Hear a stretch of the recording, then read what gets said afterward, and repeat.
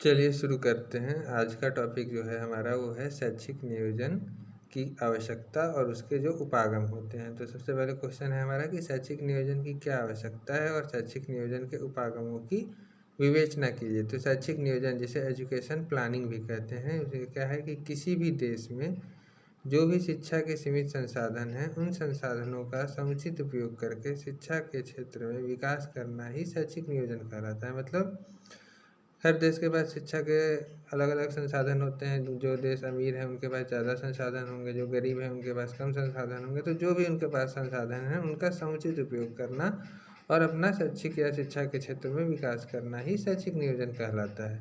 शैक्षिक नियोजन की आवश्यकता क्यों होती है? शिक्षा के आधार पर ही सभी राष्ट्र प्रगति करते हैं। मतलब सभी किसी भी राष्ट्र को प्रगति करने के लिए आवश्यक है कि वहाँ शिक्षा अच्छी हो, वहाँ के लोग शिक्षित होते जाएं और अपने समाज तथा देश का विकास करते हैं। मतलब शिक्षा के आधार पे ही जब राष्ट्र हमारा प्रगति करेगा, कैसे करेगा? जबकि जब शिक्षा के द्वारा वहाँ के नागरिक जो है जिम्मेदार होंगे, पढ़े लिखे होंगे, तो अपने समाज और देश को भी आगे बढ़ाएंगे। शिक्षा ही किसी भी राष्ट्र की प्रगति का कारण है। क्यों कारण है? क्योंकि जो है शिक्षा के बिना जो है राष्ट्र की उन्नति संभव ही नहीं है। ना ही हम नई टेक्नोलॉजी से जुड़ पाएंगे, ना ही नई नई चीज़ों से जुड़ पाएंगे। इसलिए जो है सबसे महत्वपूर्ण जो है वो है शिक्षा, शिक्षित होना, अपने अधिकारों को जानना, अपने कर्तव्यों को समझना। ये सारी चीज़ें जो है केवल और केवल शिक्षा पर निर्भर करती हैं। अतः शैक्षिक नियोजन की आवश्यकता जो है प्रत्येक राष्ट्र में महसूस होती है कि भाई जो है शिक्षा के जो भी काम किए जा रहे हैं उसको एक प्लानिंग के तहत किया जाए। ये ना हो कि बिना मतलब का आज कोई काम कर दिया, कल कोई काम कर दिया, ऐसा ना हो। ऐसा किया जाए कि एक प्लान्ड वे में किसी भी टास्क को किया जाए, ताकि जो है हमारा जो गोल है वो अचीव हो सके। इसलिए जो है शैक्षिक नियोजन बहुत ही ज़्यादा महत्वपूर्ण माना जाता है।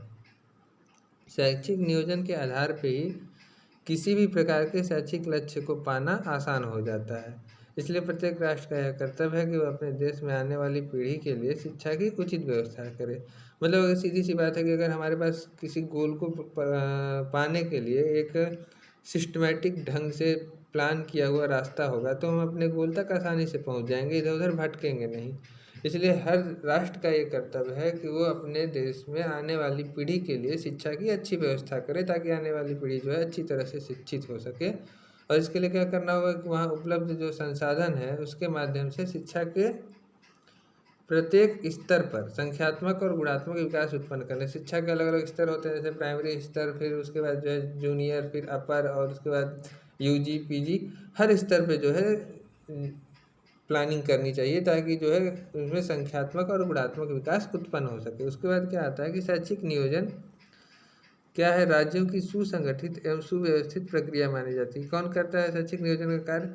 राज्य करते हैं, जो कुछ निश्चित उद्देश्य को निर्धारित किए गए समय में पूरा करने के लिए स्थानीय स्वायत्त शासन, राज्य सरकार या केंद्र शासन के द्वारा नियंत्रित तथा क्रियान्वित की जाती है। मतलब एजुकेशन प्लानिंग में क्या किया जाता है कि एक निश्चित समय के लिए एक निश्चित उद्देश्य निर्धारित किया जाता है, फिर उसको प्राप्त करने के लिए जो हमारे स्थानीय स्वायत्त शासन होते हैं, हमारी राज्य सरकार होती है या केंद्र सरकार होती है, जिसके द्वारा वो पॉलिसी चलाई गई है, वो उसको नियंत्रित भी करती है और क्रियान्वित भी करती है, ताकि देश में प्रत्येक वर्ग के नागरिकों को प्रत्येक स्तर पर समान शिक्षा के अवसर उपलब्ध हो सके। क्योंकि हमारे देश में क्या है, बहुत सारे लोग धर्म, जाति, ऊंच नीच, अमीर गरीब के आधार पर बटे हुए हैं। अमीरों की अलग शिक्षा, गरीबों की अलग शिक्षा, वर्ण आधारित शिक्षा, बहुत तरह की शिक्षा होती है। लेकिन जब हम एजुकेशन प्लानिंग करते हैं तो हम ये चाहते हैं कि प्रत्येक नागरिक को बराबर रूप से हर स्तर पे शिक्षा के समान अवसर उपलब्ध हो सके, उसमें उसकी अमीरी, गरीबी, धर्म इत्यादि बाधक न बने, और हर व्यक्ति शिक्षा को प्राप्त करके अपना विकास कर सके और समाज के विकास में भी महत्वपूर्ण योगदान दे सके। तो ये हो गई बात हमारी जो है शैक्षिक नियोजन या एजुकेशन प्लानिंग की। अब ये देख लेते हैं कि इसके प्रमुख क्या क्या चीज़ें हैं जो शैक्षिक नियोजन के प्रमुख बिंदु होने चाहिए। शैक्षिक संस्था के लक्ष्यों को प्राप्त करने के लिए शैक्षिक नियोजन महत्वपूर्ण है। मतलब अगर कोई भी शैक्षिक संस्था है तो अपना जो भी लक्ष्य निर्धारित करेगी उसको प्राप्त करने के लिए उसके पास जो है एक एजुकेशन प्लानिंग शैक्षिक नियोजन होना चाहिए। संसाधनों के उपयुक्त उपयोग हेतु शैक्षिक नियोजन की आवश्यकता पड़ती है। हमारे पास जो संसाधन है उसको किस तरह से अच्छे तरीके से उपयोग किया जा सके, मतलब जितने भी संसाधन है उतने ही संसाधन में सबसे बेहतर रिजल्ट जो निकालना है, उसके लिए क्या करना पड़ेगा? एक प्लानिंग करनी पड़ेगी। तो उसके लिए भी शैक्षिक नियोजन की आवश्यकता पड़ती है। अच्छे और वांछित परिणामों की प्राप्ति हेतु हमारा जो रिजल्ट है वो अच्छा हो और जो हम चाहते हैं वैसा ही हो, उसके लिए क्या होगा कि शैक्षिक नियोजन आवश्यक होगा। और शैक्षिक नियोजन से क्या होता है कि जो हमारा प्रोडक्ट होता है उसमें परिणात्मक वृद्धि संभव हो सकती है। किससे? एजुकेशन प्लानिंग से। एजुकेशन प्लानिंग के द्वारा ही भौतिक समृद्धि सुनिश्चित की जा सकती है। एजुकेशन प्लानिंग के द्वारा ही हम उपयुक्त निर्णय ले पाते हैं कि हाँ, कौन सी चीज़ हमारी महत्वपूर्ण है, कौन सी चीज़ कम महत्वपूर्ण है। जो महत्वपूर्ण काम होंगे उनको पहले किया जाएगा, जो कम महत्वपूर्ण काम होंगे उनको बाद में किया जाएगा, या बजट के हिसाब से किया जाएगा, जैसा हमारा बजट अलाउ करेगा शिक्षा पे जो हमारा बजट निर्धारित है। उसके बाद क्या है, यह प्राथमिकताओं के सुनिश्चितकरण हेतु भी महत्वपूर्ण है। जैसे वही बात है कि हम अपने काम की प्राथमिकता निर्धारित कर लेते हैं, क्योंकि भाई हमारे पास बजट निश्चित है कि हमें भाई 100 रुपये ही खर्च करने हैं, तो हम सबसे पहले वो काम करेंगे जो ज़्यादा महत्वपूर्ण है, उसके बाद वो काम करेंगे जो उससे कम महत्वपूर्ण है, और उसके बाद अगर धन बच जाता है तो फिर अन्य कामों में खर्च करने के लिए सोचेंगे। शैक्षिक नियोजन से क्या होता है कि किसी भी काम को करने में कंटिन्यूटी आती है, क्योंकि शैक्षिक नियोजन का मतलब हो गया कि हमने प्लान कर लिया, इसमें स्टेप बन गए कि पहले ये करना है, फिर ये काम करना है, फिर उसके बाद अगला काम करना है, तो एक कंटिन्यूटी काम की जो है बनी रहती है। इसके द्वारा शिक्षा में जो है धर्मनिरपेक्षता एवं मौलिकतापूर्ण दृष्टिकोण का विकास होता है। एजुकेशन प्लानिंग से क्या होता है कि हम कैसे शिक्षा दें, किसको शिक्षा देने जा रहे हैं, इसमें सिलेबस क्या होना चाहिए, किस हिसाब से पढ़ाया जाए, ये सारी चीज़ें डिसाइड होती हैं, जिससे क्या होता है कि धर्मनिरपेक्षता का भी पुट रहता है और मौलिकतापूर्ण दृष्टिकोण का भी विकास होता है। लक्ष्यों को प्राप्त करने की प्रक्रिया में गति शैक्षिक नियोजन के द्वारा ही संभव है। कभी कभी होता है कि हम किसी चीज़ को प्राप्त करने के लिए बहुत तेज़ी से आगे बढ़ जाते हैं, या कभी कभी हमारी गति बहुत कम हो जाती है। इसलिए जो है शैक्षिक नियोजन आवश्यक है, ताकि हम मान लीजिए कि पाठ्यक्रम ही है तो उसकी प्लानिंग कर लें कि हाँ, हमें भाई 1 साल में अगर 24 पाठ पढ़ाने हैं, तो हमने बांट लिया कि हर 15 दिन पे जो है हम बच्चों को एक पाठ पूरा कर देंगे, जिससे क्या होगा कि हमारी गति बराबर बनी रहेगी। हर चैप्टर को या हर पोर्शन को जो है बराबर समय दे पाएंगे, जिससे कि जो है बच्चों को कभी ऐसा नहीं लगेगा कि हाँ, ये चीज़ जल्दी पढ़ा दिया गया है, ये चीज़ बहुत दिनों से चल रहा है, उबाऊ हो रहा है। इसके लिए जो है शैक्षिक नियोजन बहुत ही आवश्यक है। शैक्षिक नियोजन के उपागम के बारे में बात करनी। शैक्षिक नियोजन के उपागम का मतलब होता है कि शैक्षिक नियोजन शिक्षा संबंधी मांगों और सामग्री के बीच सामंजस्य स्थापित करना है, क्योंकि भाई जो मांग है और जो हमारी सामग्री है उसके बीच सामंजस्य नहीं रहेगा तो शिक्षा व्यवस्था चौपट हो जाएगी। इन मांगों तथा संसाधनों का निर्धारण किस प्रकार से किया जाए, यही शैक्षिक नियोजन कहलाता है। शैक्षिक नियोजन के लिए जो है कई तरह के जो है उपागम प्रयोग में लाए जाते हैं। जो प्रमुख उपागम हैं, 5 तरह के उपागम हैं, उसकी हम बात करेंगे। जिसमें पहला उपागम है वो है सामाजिक आवश्यकता उपागम। सामाजिक आवश्यकता का उपागम क्या कहता है कि यह मुख्य रूप से समाज की शिक्षा संबंधी आवश्यकताओं को अनुमान लगाकर शैक्षिक नियोजन कार्यक्रम के बढ़ाने पर बल देता है। मतलब इस उपागम में हम ये करते हैं कि मुख्य रूप से ये अनुमान लगाते हैं कि हमारे समाज में आने वाले समय में शिक्षा के संबंध में क्या आवश्यकताएं होंगी, और इन आवश्यकताओं को ध्यान में रखकर हम अपना जो है एजुकेशन प्लानिंग या शैक्षिक नियोजन करते हैं। इस उपागम का मूल उद्देश्य यह परिभाषित करना है कि भविष्य में शिक्षा संबंधी मांग क्या होगी और उसकी पूर्ति के लिए शिक्षा की व्यवस्था कैसे करेंगे। ये मेन प्लानिंग होती है कि हमारे समाज में आने वाले समय में शिक्षा की क्या आवश्यकता होगी, किस तरह की व्यवस्थाएं या किस तरह की ज़रूरत महसूस की जाएगी, उसका अनुमान लगाएंगे और उस हिसाब से ही हम अपना एजुकेशन प्लानिंग कर लेते हैं। उसके बाद क्या है, दूसरा है जनशक्ति आवश्यकता उपागम। इसमें क्या होता है कि यह शैक्षिक नियोजन का आर्थिक पक्ष होता है। भविष्य में जनशक्ति के विभिन्न क्षेत्रों में कितनी आवश्यकता होगी उसी के अनुसार जनशक्ति तैयार करना शैक्षिक नियोजन का उद्देश्य व आधार है। मतलब कि अगर हम अभी से अनुमान लगाएं कि 20 साल बाद हम टेक्निकल होते जा रहे हैं, तो हमारे यहाँ जो है कंप्यूटर जानने वाला या कंप्यूटर पर काम करने वाले 50,000, 1 लाख या 10 लाख लोगों की आवश्यकता होगी। तो हमने अपने भविष्य को आंक लिया, तो उस हिसाब से हम कंप्यूटर जानने के प्रशिक्षण में जो है बढ़ावा दे देंगे, ताकि आने वाले 4 साल 5 साल में हमारे पास 10 लाख लोग ऐसे तैयार हो सकें जो कंप्यूटर पर काम कर सकते हैं। ये क्या हो गया, जनशक्ति आवश्यकता उपागम हो गया। मतलब कितनी जनशक्ति की आवश्यकता होगी उसके आधार पर हमने प्लानिंग कर ली। भविष्य में आर्थिक एवं व्यावसायिक संरचना क्या होगी, जनशक्ति को किस चीज़ की आवश्यकता होगी, इस बात का पहले इसमें पता लगा लिया जाता है। तीसरे तरह की जो बात आती है वो होती है सामाजिक न्याय उपागम की। सामाजिक न्याय उपागम के बारे में अगर हम बात करें तो ये एक तरह होता है कि इस प्रकार की योजना बनाने पर बल देता है जिससे समाज के सभी वर्ग को समान रूप से न्याय मिल सके।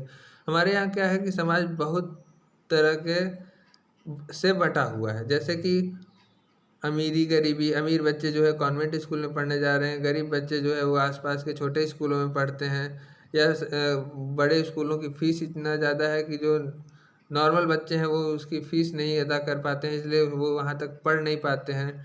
या फिर हम जब यूजी या पीजी कोर्स की बात करते हैं, कॉलेज लेवल पे एजुकेशन की बात करते हैं, तो वहाँ पे क्या होता है कि किसी किसी कोर्स में, जैसे आजकल मेडिकल या इंजीनियरिंग की पढ़ाई होती है, तो उसमें क्या होता है कि इतनी ज़्यादा फीस होती है कि अगर बच्चा आपका टैलेंटेड है उसके बाद भी जो है पैसे की कमी के कारण बच्चे को वहाँ पे एडमिशन नहीं मिल पाता है, या एडमिशन मिलने के बाद भी उसकी आवश्यकताएं या फीस एक्सेट्रा नहीं पूरी हो पाती हैं, जिससे कि वो बीच में पढ़ाई छोड़ने के लिए मजबूर हो जाता है, या जो है अपनी पढ़ाई पूरी नहीं कर पाता है, या वहाँ तक पहुँच ही नहीं पाता है। तो इसके अंतर्गत क्या है कि शैक्षिक नियोजन की आवश्यकता है, ताकि जितने भी लोग हैं हमारे देश में, चाहे वो ऊंच नीच अमीर गरीब जिसमें भी बटे हुए हों, लेकिन शिक्षा सबको समान रूप से उपलब्ध हो। किसी को भी उसकी जाति के आधार पे, उसके लिंग के आधार पे, उसके धर्म के आधार पे, या उसके सोशल स्टेटस के आधार पे किसी भी जगह शिक्षा प्राप्त करने से न रोका जाए, ना ही उसको कभी ऐसा लगे कि मुझे जो है अपॉर्चुनिटी नहीं मिल पा रही है। तीसरा अगर हम बात करते हैं तो तीसरी बात ये होती है कि शैक्षिक उपागम के लिए इकाई दर उपागम की बात की जाती है। इकाई दर उपागम क्या होता है कि नाम से ही क्लियर हो जाता है कि प्रति व्यक्ति या प्रति वस्तु, मतलब यहाँ पे जो है यह अनुमान लगाया जाता है कि एक इकाई का रेट क्या होगा किसी भी चीज़ के लिए। जैसे शैक्षिक उपागम में क्या होता है, यह गणना की जाती है कि प्रति छात्र या प्रति कक्षा प्रति व्यक्ति कितना औसत व्यय होगा, और उस व्यय का प्रतिफल क्या होगा। सबसे बड़ी बात होती है कि भले ही शिक्षा उपागम की बात हो रही है, लेकिन इकाई दर उपागम ये कहता है कि अगर हम कोई पैसा इन्वेस्ट कर रहे हैं तो उसका रिटर्न क्या होगा, रिटर्न किस रूप में होगा ये नहीं पता, लेकिन ये मानते हैं कि ये एजुकेशन भी जो है एक तरह का व्यवसाय है। अगर हम अच्छी शिक्षा दे रहे हैं या हम शिक्षा पे अच्छा खर्च कर रहे हैं, तो हम अच्छे नागरिक तैयार कर पा रहे हैं कि नहीं, हमारा बच्चा भविष्य में सफल हो पा रहा है कि नहीं, उसे नौकरी मिल पा रही है कि नहीं, इन सब चीज़ों को भी जो है ये देखते हैं कि हमारा खर्च जो हो रहा है उसी के अनुपात में हमको कोई प्रतिफल या आउटपुट मिल रहा है कि नहीं, या बस हम इनपुट ही देते जा रहे हैं। तो इसमें क्या है, व्यय के अनुपात में प्रतिफल अधिक होना चाहिए, क्योंकि बिजनेस का रूल होता है कि हम जितना व्यय करेंगे उससे ज़्यादा हमें रिटर्न मिलना चाहिए।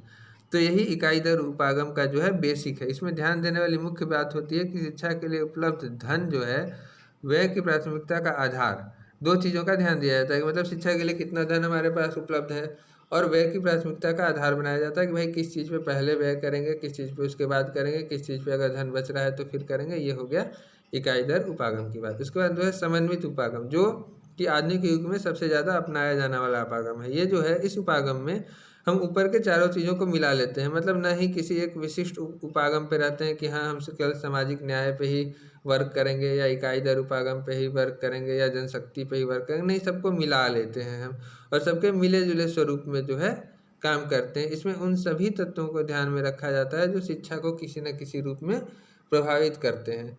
जैसे शिक्षा को प्रभावित करने वाले कारक क्या हैं कि गरीबी, दूरस्थ शिक्षा की व्यवस्था न होना, जितनी हमारी आबादी है उसके प्रपोर्शन में जो है हमारे पास संसाधन उपलब्ध न होना, अच्छे स्कूलों की व्यवस्था न होना, उच्च शिक्षा के लिए जो स्कूल हैं वो जो है हर जगह उपलब्ध ना हो के बहुत दूरी पे उपलब्ध होते हैं, जिससे कि हर बच्चा जो है वहाँ पे जाके शिक्षा नहीं ले पाता है। तो इन सब चीज़ों को ध्यान में रखते हुए मिला जुला कर, मतलब कि हमारा सामाजिक आवश्यकता क्या है, भविष्य में हमें कितनी जनशक्ति की आवश्यकता पड़ेगी, सबको समान शिक्षा मिल जाए, इन सब बात को ध्यान में रख के जब हम एजुकेशन की प्लानिंग करते हैं तो वो समन्वित उपागम कहा जाता है। इसमें जो है सभी तत्वों का ध्यान रखते हैं जो शिक्षा को किसी न किसी रूप में प्रभावित करता है। यह उपागम वर्तमान से प्रभावित होता है तथा भविष्य के लिए योजनाएं बनाता है। तो आज जो है शैक्षिक उपागम के बारे में इतना ही। अब मिलेंगे जो है नेक्स्ट वीडियो।